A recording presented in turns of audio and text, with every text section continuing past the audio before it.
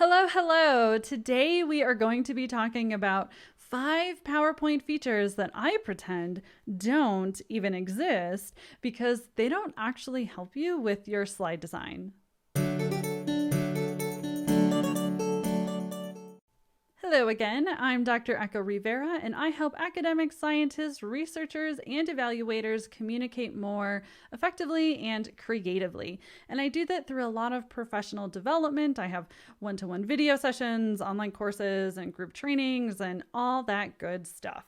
So when I do training and, one-to-one video calls, I get a lot of clients or even just people on social media asking me about certain features in PowerPoint, and they say, "Hey Echo, should I be using this thing?" And there are 5 where I'm like, no, you should not be using this thing. And basically I'm kind of like, I don't even know that thing. Like it's not even, I ignore it. Okay. So when people ask, okay, well, why not? Then I get into my, education mode. And the answer is they don't help you design effective and engaging presentations. Okay, they're just not helpful. And just as a reminder, effective presenting is communicating your information in ways that increases the likelihood your audience will pay attention, understand, remember, and use the information that you share. So these are features that don't do this, okay? These are 5 features that I ignore because either they just don't help you or because they actually get in the way of effective presenting. Like they do bad stuff to your slides. So the first thing is SmartArt. Okay, so I know a lot of people are probably shocked and devastated to hear that. And I actually have a whole blog post about it where I show you, I kind of explain why you should not be using SmartArt ever for anything. And I give you 2 alternatives, just 2 different ideas for what you can do. So read that blog post if you're surprised that I just said, I pretend like SmartArt doesn't even exist. Okay, so again, just in case you don't know what SmartArt is, it's like all of these things. They're just not even there. Just pretend they're gone. Okay. The thing that I ignore, the number 2 thing, is built-in PowerPoint templates. Now, if you've been with me for a while, you already know that these templates do not do you any favors. You should not be using them. So don't even look at them. Don't go to download any other templates. These types of things do not work. They do not help you create an effective presentation. And in fact, you pretty much can't have a truly effective and engaging presentation if you actually use a template like these. So start with a blank presentation instead. Okay, what's the third thing that I ignore?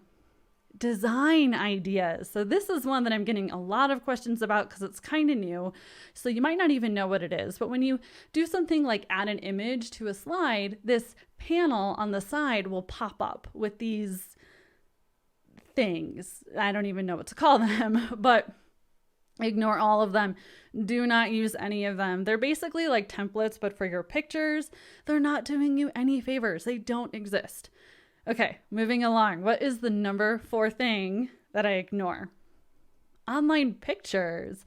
Now, I didn't even know about this until a few months ago, so it kind of worked to have ignored it for years, find out about it, realize it's not that great, and then just continue to ignore it. So just in case you're like me and you don't even know what that is, when you're in the Insert tab, there's this thing called Online Pictures. And when you click on it, you get this grid of beautiful images. And at first I was like, hey, this is actually really cool. All these images that I can add to PowerPoint directly, wonderful. But then I would click on them and they're these like clip art, terrible looking photos. Like, I don't even know, like these are from like the 90s or something. So do not use those. And again, just in case you didn't know, I have a free online course where I show you how to create a visual database of free, excellent visuals, like photos, stock photos, that kind of thing. Don't use online pictures. Take that course instead to learn what to do and how to find better pictures. Okay, on to the last thing that I just pretend doesn't even exist. Those center circle thingies. I don't know what they're called. I don't know if there's a professional term for them. But when you add a photo, notice that there's circles, or maybe it's a square in Mac. I don't remember. But there's like those circles on the image there. Well, the ones in the center are the center circle thingies that I'm telling you to pretend don't even exist. Like, don't ever touch them again, because that's how you get distorted visuals. And you should never, ever, ever, ever have distorted images in your presentation file. There are no exceptions to this. No, not even a little bit of distortion. Not even just a little bit is okay. No distortion at all. And when you use those center circle thingies, you're going to get a distorted photo. Okay, just to recap, the 5 PowerPoint features that I ignore: SmartArt, built-in PowerPoint templates, those center circle thingies, design ideas, and online pictures. Now, I know that the next question is, for any of those, is, okay, well, what do I do instead then? Well, the answer is not that exciting, but the answer is take professional development training so you know how to design engaging and effective presentations regardless of what software you're using. Just learn how to make good presentations, because I'm not telling you anything new by saying grad schools don't really include this when they should be. We don't really get training on how to use slides to communicate effectively. So you need that kind of training to know what to do instead, so you don't even bother using tools that don't help you, waste your time, or make your slides look worse. Okay.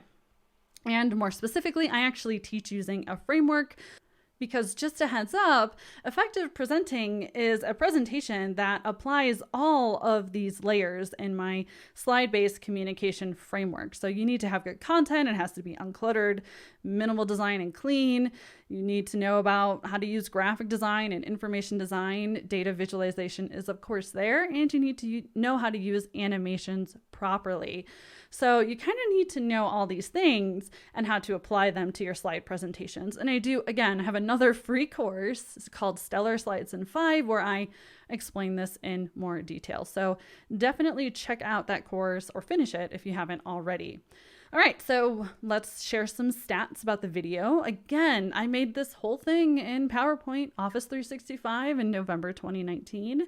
Again, all of these visuals, they are free, legally used. Google Images was not used at all, because you should not be using Google Images. And this had 28 slides. Now, if you are a member of my online course, well, I'm going to share with you in our private community links to the images used. Plus, I'm going to do a walkthrough video where I'm going to show you how I cropped that picture of a pug into a circle. I had to hack PowerPoint to do that. I'm going to show you how I made those drawing animations, and I'm going to show you how to fix your distorted images, because if you don't fix them, if they can't be fixed, you need to delete them. All right. I really hope you enjoyed this video. Drop a comment. Let me know what you think. And if this was helpful, please like and share and subscribe and all that good stuff. And check out the 2 free online courses I mentioned. And be sure to sign up for my free email newsletter, The Communication Cafe, for behind the scenes stuff, of exclusive content, and all sorts of goodies.